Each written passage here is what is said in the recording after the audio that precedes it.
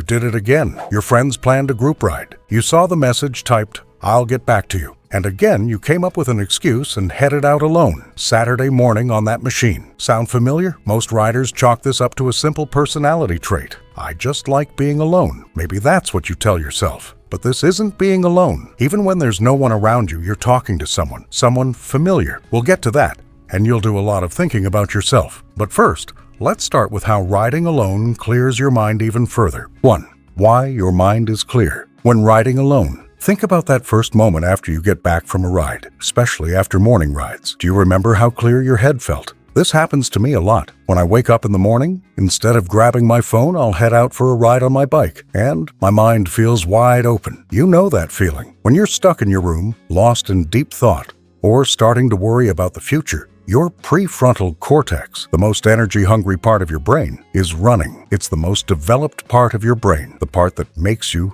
who you are. All those thoughts running through your head, those moments you zone out. But what if I told you there's a way to stop it? If you've been looking for that way far away, stop.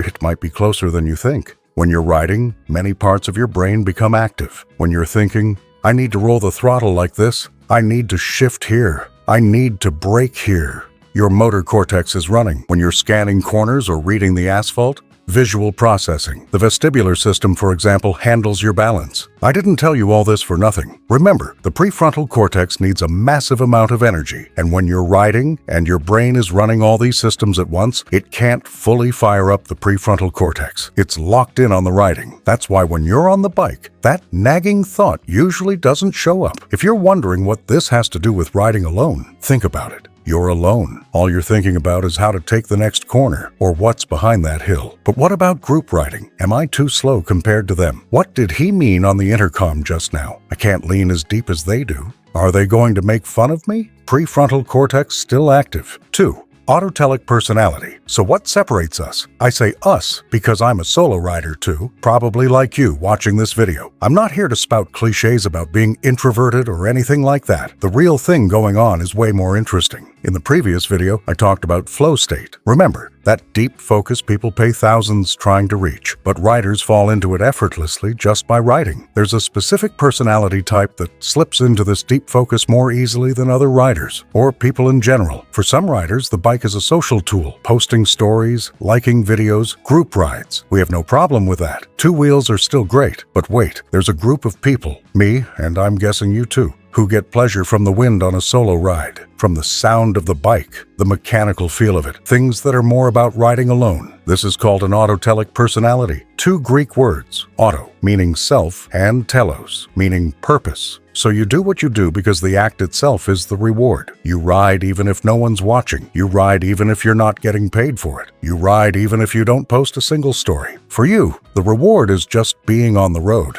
Of course, we can't say every solo rider is autotelic, but it makes the odds stronger. Think about this. You'll find the answer. But hey, if you ride alone too, smash that like and subscribe button. That's the only way we reach more riders. 3. Why you make your biggest decisions on the bike. You've probably heard this saying from entrepreneurs. I made my biggest decisions in the shower or while walking. But before you close this video, let me say, this isn't a motivational video. No, you have one of the most powerful decision-making moments, and you don't even know it. Look back and think. Every decision you've made since you started riding, did you make them on the bike? Like, you're heading somewhere on the bike, you turn a corner and say, okay, I'm doing it this way. Really think about it. If you do, you'll find a moment like that. Researchers at Stanford ran a creativity test in 2014. They had people take it sitting down, then take it again while walking. The result, they were way more creative while walking. But hold on, what does this have to do with a bike? Because it's not about walking. It's about the body moving in a coordinated way. Remember, I told you in the first chapter, when you're riding, your brain works with massive coordination. But that's only the first condition. The second condition is being alone. I'm serious. This effect only hits its full strength when you're alone. There's actually no specific research on this, but we all know it. Remember from the first chapter, in group rides, your brain was busy with your friends. So if you're at a point in life where you need to make a decision, I'd say stop by your garage, but don't invite anyone. 4. I need to warn you about riding alone. Riding alone feels good, doesn't it? That wind, experiencing that buzz without thinking about anyone around you. Even I felt like dropping the video and getting on my bike. But this time I'm not going to talk about how great it is. I actually need to warn you. Imagine this. Your friend's calling. I'll call back tomorrow. I'm heading out on the bike alone. Your family says let's talk. I just need some fresh air. And here's the really interesting part. If you get this wrong, you can do more harm than good with riding alone. So listen carefully. When you start spending more than 75% of your waking hours alone, your brain forgets the difference between being alone and feeling lonely. Yeah, but I just like riding alone. What's wrong with that? Don't say that. The bike makes you feel so good that even when you have a chance to do something with the people you love, it makes you choose being alone. This has nothing to do with riding. It's just something we have to watch out for as social beings. The more isolated a person lives, the worse it gets long term. That's a fact. So now I'm going to put my key back where it belongs and keep telling you about the rest of the chapters. Guess that makes me a little social. Anyway, 5. What the bike means on hard days.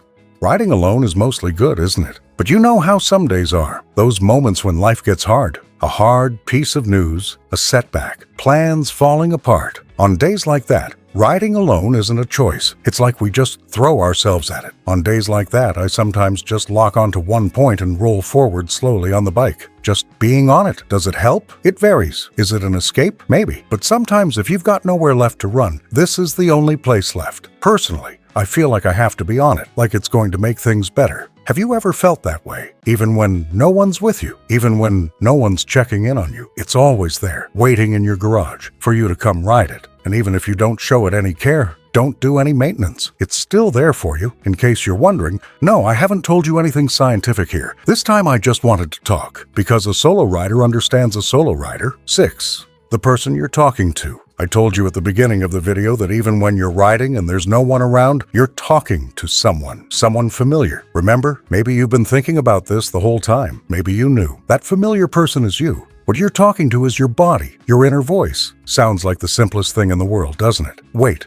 That's it. That's exactly the problem. Something this simple, just listening to ourselves, talking to ourselves, understanding ourselves. It's nearly impossible these days. Constant new notifications, constant scrolling, constant new music, a new show. Do you ever stop for a minute to think? A real break for your brain. What do I want right now? Who am I? Everything I've talked about so far is actually about this. Even when you're on the bike, you're talking to someone on the intercom. But riding alone, finally, peace. Your brain says, that post-ride clarity, those decision-making moments, that deep focus, all of it leads to one thing, listening to yourself. We don't listen to ourselves, but thankfully, these hunks of metal are doing us the greatest favor they can, maybe in the modern world. Our best friend, the only one who never asks anything of us, the only one who lets us hear ourselves think.